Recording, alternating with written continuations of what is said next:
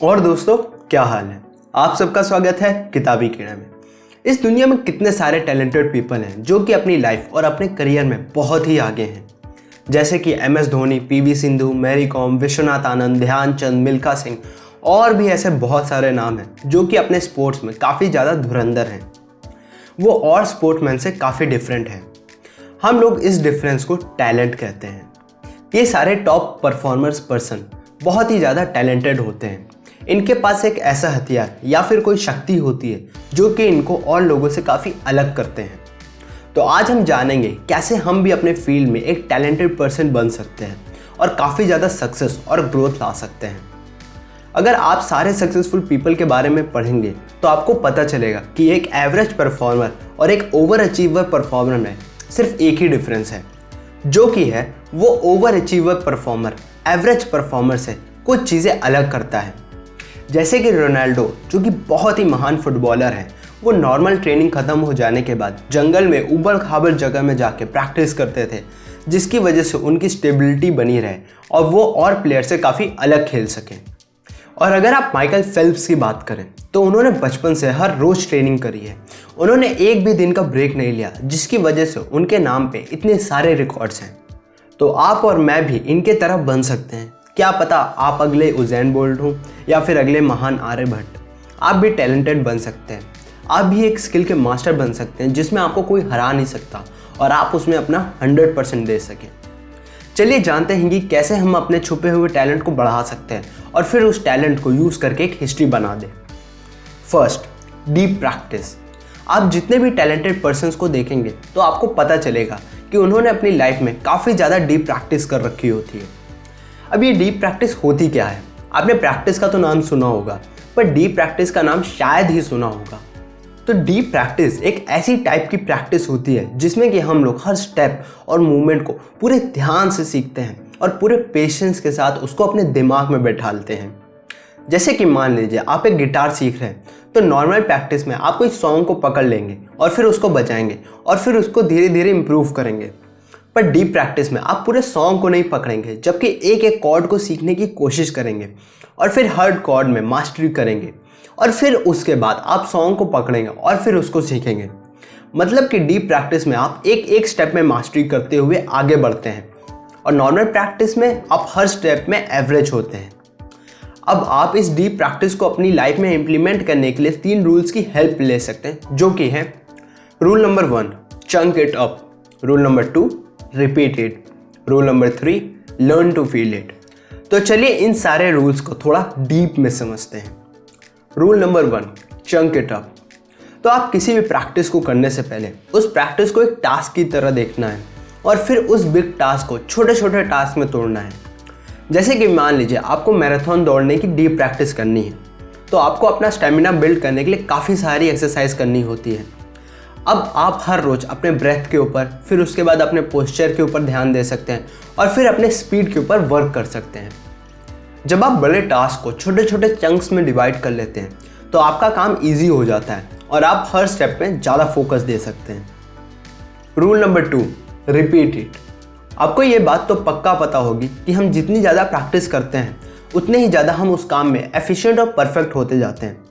तो आपको भी हर प्रैक्टिस को डीप प्रैक्टिस में करके उसको बार बार प्रैक्टिस करनी चाहिए, ताकि वो छोटे छोटे स्टेप्स आपके दिमाग में अच्छे से बैठ जाएं कि उनको कैसे परफेक्ट वे में परफॉर्म करना है। और फिर उसके बाद आप उन छोटे छोटे स्टेप्स को मिला के एक फुल और परफेक्ट स्टेप ले सकें। Rule number 3, learn to feel it. अब आखिरी में हमको ये ध्यान रखना है कि वो प्रैक्टिस में होने वाली पेन को हमें एक्सेप्ट करना है और फिर उस पेन को जीना है, क्योंकि पेन ही हमें ग्रो होने में मदद करेगी। क्योंकि दर्द के आगे ही सक्सेस है। क्योंकि उस दर्द के बाद हमें बहुत ज़्यादा एक्सपीरियंस मिल जाता है और फिर उस एक्सपीरियंस को यूज़ करके हम अपने परफॉर्मेंस में बहुत ज़्यादा इम्प्रूवमेंट ला सकते हैं। तो हमें उस दर्द को फील करना स्टार्ट करना चाहिए और फिर उस दर्द को एक्सपीरियंस करने के लिए हमें हिम्मत बांध के रखनी चाहिए। Second, ignition. इग्निशन मतलब किसी चीज़ को स्टार्ट करना। अब इग्निशन और टैलेंट में क्या कनेक्शन है वो मैं आपको समझाता हूँ।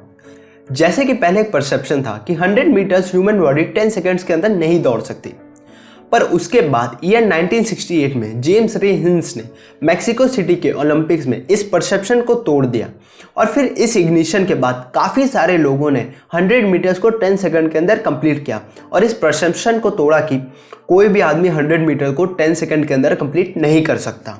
जैसे कि आपको पता होगा, ज़्यादातर बच्चे 10th से ही कोटा जाना चाहते हैं अपने एंट्रेंस एग्जाम की प्रिपरेशन के लिए, क्योंकि वहाँ पे सक्सेस रेट बहुत ही ज़्यादा है। कोटा में सक्सेस रेट इसलिए ज़्यादा है क्योंकि वहाँ पे इग्निशन हो चुका है कि बच्चे ऑल इंडिया रैंक कोटा से ही लाते हैं, जिसकी वजह से और बच्चे इसको देख के अपने आप को मोटिवेट करते हैं कि वो भी अच्छी रैंक ला के प्रेस्टीजियस कॉलेज में जा सकें।